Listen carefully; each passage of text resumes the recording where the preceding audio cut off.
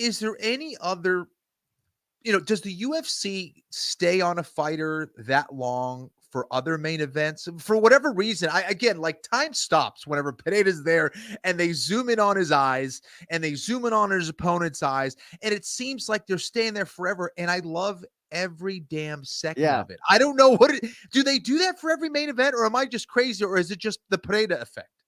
Yeah, just the Pereira effect. It is unfreaking believable because he is believable. His eyes go black. I've never seen in other dudes' fighters' eyes like Pereira's. The way, just the stone cold look, the lack of blinking. Yeah, He's yeah. a menace, dude.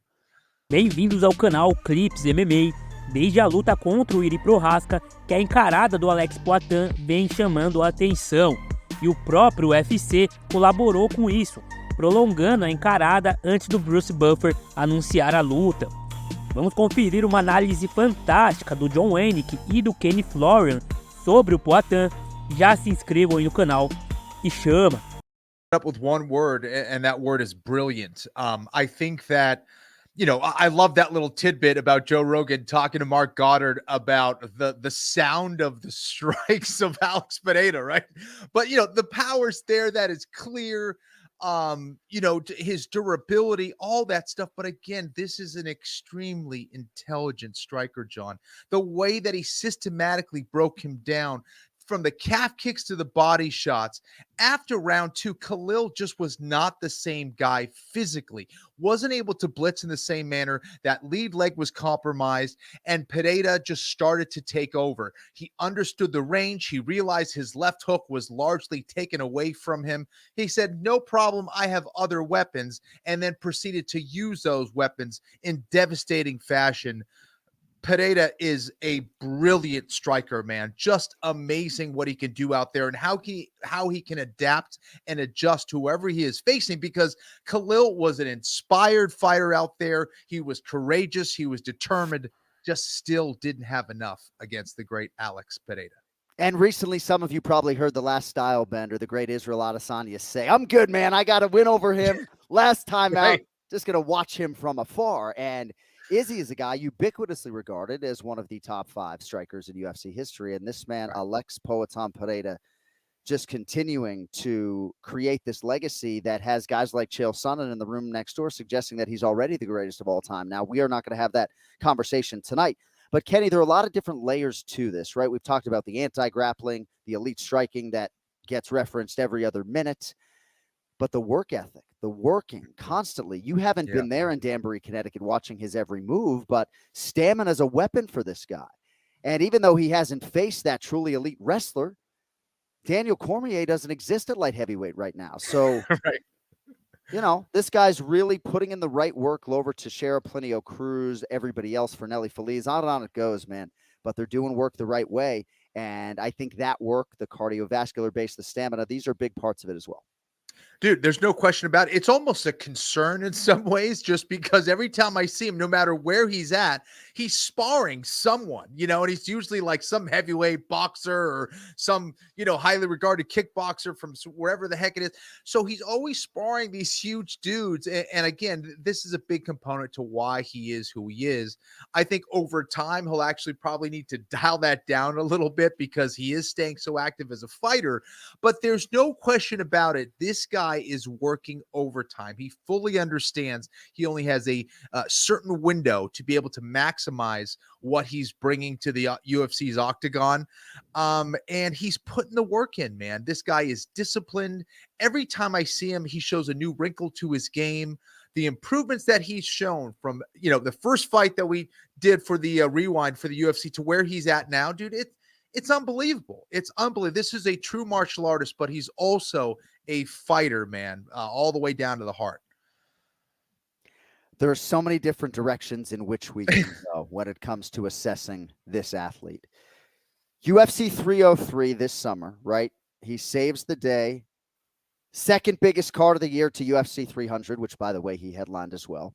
Steps in for Conor McGregor, so to speak, at UFC 303. He's in Australia when he gets the call to fight Iri Prohaska, right? Now, if he had gotten the call to fight a southpaw like Khalil Rountree Jr. with a couple of weeks to spare, he's not taking that fight necessarily, right? Mm-hmm. There's a lot of method to the madness of Alex Pereira, right? They felt like they could beat Yuri Prochazka in that setting, right? But this Rountree Jr. challenge, Kenny, the undeniable power, obviously, but the speed advantage, right? And he fought a good fight, well coached by John Wood. You know, John Wood was well within his right to suggest that his athlete could do this. What were your thoughts on the way Pereira sort of handled some of what Rountree Jr. brings to the table that maybe he hadn't necessarily seen in a UFC octagon before? Yeah, listen, and to your point earlier about, the decisions he's making and the fights he's taking, a big credit goes to the people that he keeps around him. He's got a lot of MMA experience around him between Plinio Cruz and Glover Teixeira. But anyways, and again, this is a very intelligent man, in my opinion. I think that's underestimated.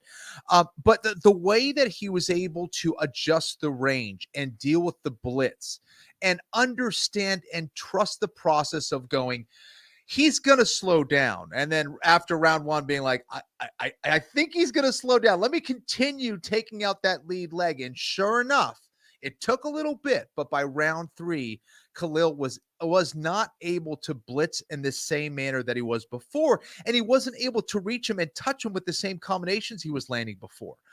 So I think it was, the dividends paying off with the body shots, with the calf kicks, of course, that lead leg of Khalil, and him adjusting the range, the usage of his jab, John, the use of that cross was something to behold, man. And then finally adding in the sprinkling in of those body shots, which ultimately got him the finish, was just gorgeous. The only knock, if I'm going to look at something and be like, this is what I would have liked to seen him do, I would have liked to see him go to the body with his punches a little bit early. But other than that, dude, this was a masterclass, really. Just amazing. It's amazing to me as maybe a basketball player that didn't always rise to the occasion, right? To see a guy like Alex Pereira in this setting, not just talk about the experience advantage he has over Khalil Rountree Jr., but to just be cold as ice, ice water in the fucking veins out there, right?